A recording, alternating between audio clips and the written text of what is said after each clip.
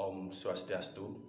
Perkenalkan, nama saya Ibu Tu Ardinata, NIM 1762122014. Yang terhormat, Bapak Inyoman Gede Mahaputra, ST, MSc, PhD selaku penguji 1, dan Bapak Insinyur Iwayan Wirya Sastrawan, ST, MSc selaku penguji 2 sekaligus pembimbing seminar proposal saya. Pada kesempatan kali ini saya akan mempresentasikan hasil laporan seminar proposal saya dengan judul Perencanaan dan Perancangan Pengembangan Pasar Seni di Desa Wisata Singapadu Kaler.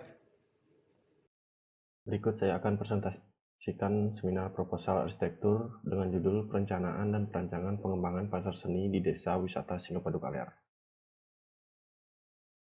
Bali dikenal oleh wisatawan karena keindahan alamnya yang indah, kebudayaan dan hasil karya yang artistik. Selain dari objek wisata yang indah dan menarik, juga terdapat barang-barang hasil kerajinan seni. Tempat untuk menemukan berbagai hasil kerajinan seni tersebut adalah pasar seni, salah satu daerah yang mampu mengkontribusi besar untuk dibangunnya pasar seni, yaitu Desa Wisata Singapadu Kaler. Melihat dari potensi yang ada pada Desa Wisata Singapadu Kaler, yang unggul dalam bidang seni, pengrajin, wisata, dan membuat barang seni yang cukup potensial, maka dirasa perlu untuk mewadahi semua jenis kegiatan yang ada. Selain dilihat dari segi keuntungan dan potensi yang ada, pasar seni harus ada penanganan yang maksimal agar tetap bisa bersaing dari pasar-pasar seni lainnya. Kurangnya penanganan yang maksimal terjadi pada perencanaan pasar seni yang ada di Desa Singapadu Kaler yang harusnya rampung pada akhir 2018, namun saat ini belum juga terselesaikan. Dilihat dari segi proses pembangunan yang belum terselesaikan, maka diharapkan ada pengembangan pembangunan untuk memaksimalkan fasilitas-fasilitas dan potensi yang ada di pasar tersebut. Upaya untuk memaksimalkan pertimbangan dan potensi tersebut, maka dihadirkan sesuatu yang sehat, nyaman, indah dalam bentuk massa dan tampilan bangunan, namun tanpa menghilangkan unsur-unsur seni budaya lokal di suatu daerah tersebut. Berikut ada tinjauan masalah. Masalah arsitektural.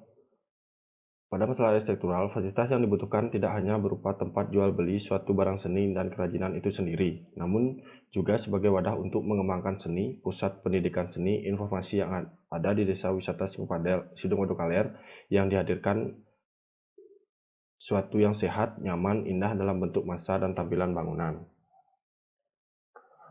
Untuk masalah non-arsitektural, bagaimana wujud rancang pasar seni Desa Wisata Singapadu Kaler untuk mewadahi potensi masyarakat untuk menopang kemakmuran perekonomian masyarakat di Desa Singapadu Kaler. Selanjutnya ada potensi. Potensi yang ada, Gianyar merupakan kota seni, masyarakat sebagai sebagian besar pengrajin seni, daerah wisatawan dan desa wisata, jalur lintas provinsi, pasar seni tradisional yang memiliki tradisi tawar-menawar. Untuk rumusan masalah, apa itu pasar seni? Kegiatan apa saja yang mewadahi dalam pasar seni? Siapa pengguna pasar seni? Bagaimana perencanaan dan pengembangan ruang-ruang dalam pasar seni? Bagaimana penerapan konsep split of place yang pada rancangannya sesuai dengan fungsi bangunan dan tampilan bangunan? Selanjutnya ada tujuan, batasan, dan ruang lingkup. Tujuan dari penelitian ini adalah untuk mewujudkan harapan masyarakat untuk mewadahi sebuah karya seni di daerah itu sendiri. Tersusunnya konsep perencanaan dan perancangan yang kontekstual dalam lingkungan sekitar, dan menciptakan tatanan ruang luar maupun ruang dalam yang mendukung seluruh kegiatan dalam pasar seni. Batasan dan ruang lingkup menyediakan fasilitas yang menciptakan suasana yang berbagai penunjangnya, merencanakan dan merancang sebuah pasar seni dalam bentuk kontekstual dalam lingkungan sekitar. Pada ruang lingkup penelitian ditekankan pada permasalahan yang berhubungan dengan penataan ruang, wujud bangunan, struktur, dan utilitas bangunan. Selanjutnya ada studi literatur. Dari beberapa studi literatur, menarik kesimpulan, pasar seni adalah suatu tempat atau sarana yang digunakan untuk melakukan suatu kegiatan jual beli, baik itu dari hasil karya seni ataupun jasa dari para seniman itu sendiri. Selain itu juga merupakan ruang pamer bagi para penikmat seni, baik itu tata aturan, tradisi, adat istiadat, karya seni tari, seni drama, seni musik, dan sejenisnya. Penyaluran bakat untuk menghasilkan karya seni yang memiliki nilai kehidupan bagi diri sendiri maupun orang lain. Untuk fungsi pasar seni itu sendiri sebagai wadah untuk tempat bernaung dan dipertemukannya pedagang dan pembeli untuk melakukan kontak sosial, melakukan transaksi jual beli barang seni. Selanjutnya ada manfaat dari pasar seni, memberikan kesempatan pada para seniman untuk berkarya, mendekatkan produsen pada masyarakat, meningkatkan apresiasi masyarakat terhadap seni dan budaya sebagai sarana pendidikan luar sekolah. Selanjutnya ada klasifikasi pasar seni. Klasifikasi pasar seni berdasarkan jenis pelayanannya, yaitu ada pasar eceran, pasar grosir, dan pasar induk. Selanjutnya ada klasifikasi pasar seni berdasarkan lokasi dan lingkup pelayanannya, yaitu pasar kota, wilayah, dan lingkungan. Selanjutnya ada klasifikasi pasar seni berdasarkan waktu kegiatan. Pasar seni waktu siang hari, malam hari, dan siang hari hingga malam hari. Selanjutnya ada klasifikasi pasar seni berdasarkan pemilikan. Pasar milik daerah, pasar milik kota madya, dan pasar milik desa. Ada studi preseden dari beberapa pasar seni yang ada di Bali. Saya mengambil beberapa pasar seni, yaitu pasar seni Desa Adat Legian yang berada di Jalan Melasti, Legian Kelot, Kuta, Legian, Kuta, Kabupaten Badung. Selanjutnya ada pasar seni Ubud yang berada di Jalan Raya Ubud, Kecamatan Ubud, Kabupaten Ubud, Gianyar. Selanjutnya ada Krishna Oleh-oleh Khas Bali yang berada di Jalan Bypass Ngurah Rai, Kuta, Kabupaten Badung. Selanjutnya ada usulan spesifikasi proyek. Yang pertama ada karakteristik pengguna. Pada karakteristik pengguna terdiri dari 5, yaitu pedagang dan pengrajin yang meliputi pedagang dan pengrajin seni. Selanjutnya ada wisatawan yang meliputi wisatawan mancanegara, wisatawan lokal, dan masyarakat Bali itu sendiri. Yang selanjutnya ada kaum difabel, yaitu meliputi seniman dan wisatawan difabel. Yang selanjutnya ada seniman. Yang terakhir ada pengelola yang meliputi pimpinan dan manajemen pasar seni itu sendiri. Untuk dari usia umur ada balita 0 sampai 5 tahun, anak-anak 6 sampai 16 tahun, remaja 17 sampai 25 tahun, dewasa 26 sampai 60 tahun, dan lansia 60 ke atas. Selanjutnya ada frekuensi kegiatan. Dari frekuensi kegiatan terdapat jasa informasi dilaksanakan rutin setiap hari dengan waktu 8 pagi sampai 7 WITA. Pertimbangan ini berdasarkan waktu luang pengunjung yang dominan mencari informasi di siang hari dan sore hari. Selanjutnya pelayanan administrasi dilakukan pada jam kerja, yaitu dari Senin sampai dengan Jumat dari jam 9 sampai dengan 5 sore. Kegiatan jual beli dilaksanakan setiap hari dengan interval waktu jam 8 pagi sampai dengan 5 sore. Selanjutnya ada jenis-jenis ruang utama. Dari karakteristik pengguna dari kegiatan, maka dapat di ruang-ruang yang dihasilkan dalam fasilitas pasar seni sebagai berikut. Zona publik terdapat parkir, taman, dan ATM. Zona kesenian yaitu panggung terbuka dan gedung pertemuan. Zona pasar seni meliputi kios kulit dan kain, kios bambu dan rotan, kios kayu, kios perak, kios gerabah, dan kios pahat batu. Untuk zona rekreasi dan pendidikan, ruang informasi benda seni, ruang display, ruang informasi wisatawan, dan taman terbuka. Untuk zona servis, kantor pengelola, kantor keamanan, gudang, dan loading deck barang. Selanjutnya ada struktur. Struktur yang digunakan untuk substruktur yaitu pondasi bore file dengan menggunakan material beton bertulang, dan pondasi menerus menggunakan material batu kali. Untuk superstruktur menggunakan struktur rangka kayu menggunakan material beton komposit, dan struktur rangka ruang dengan material baja. Upper struktur menggunakan struktur rangka ruang dengan material baja. Untuk sistem utilitas air bersih menggunakan jaringan pelayanan air bersih PDAM dengan metode air tanah dangkal. Sumber air bersih dirancang tersentralisasi yang kemudian didistribusikan ke seluruh kawasan pasar seni. Untuk jaringan air kotor Pendekatan konsep sistem jaringan air kotor pada pasar seni adalah adanya jaring-jaringan tersendiri menurut jenis limbah dan pengolahan lebih lanjut.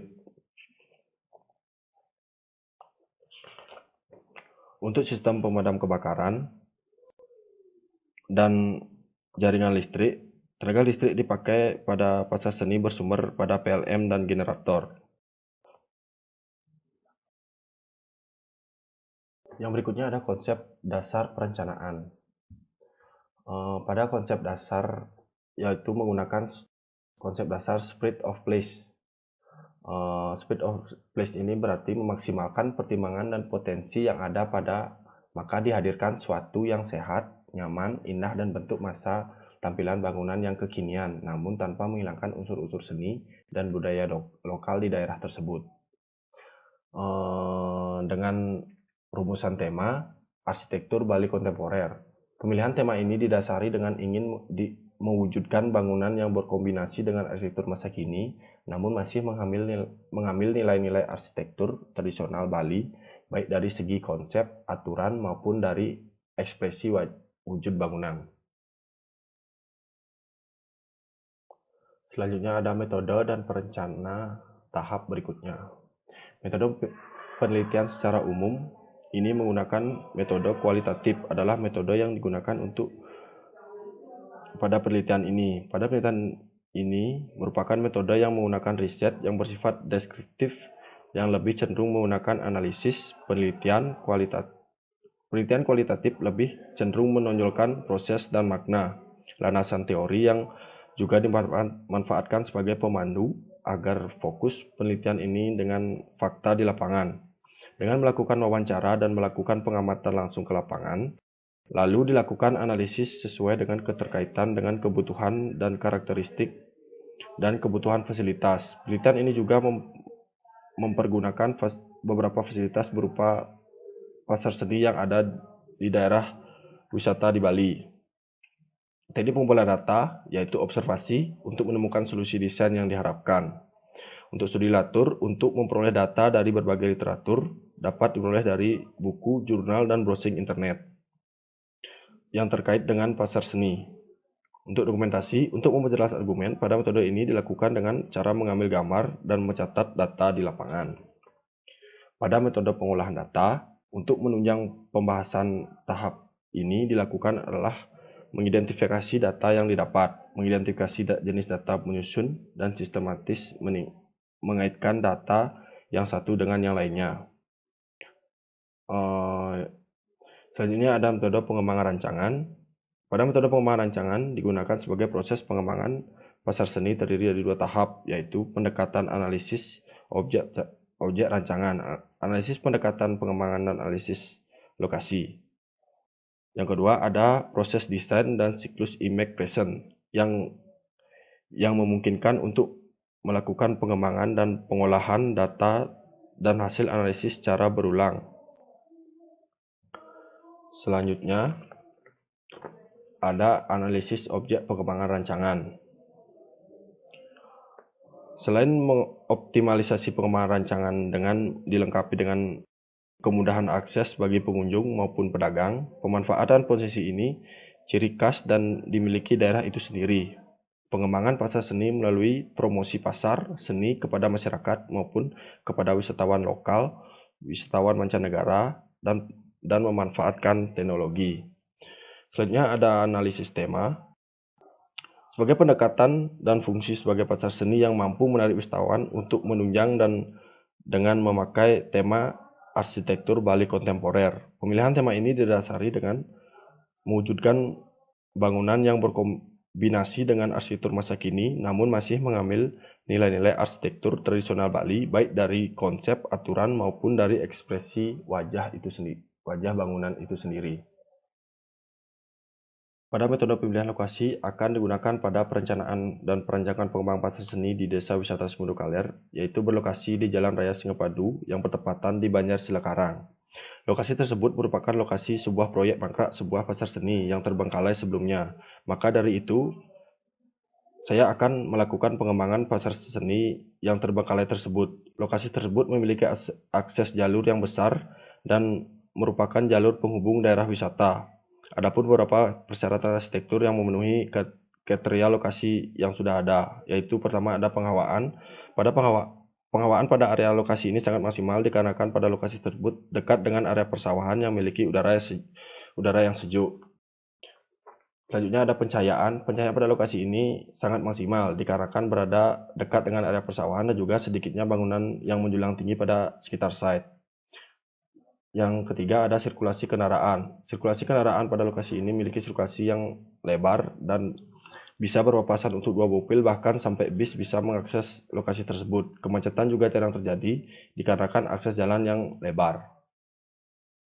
Baik, sekian yang bisa saya sampaikan mengenai seminar proposal arsitektur dengan judul Perencanaan dan Perancangan Pasar Seni di Desa Wisata Singopada Kaler.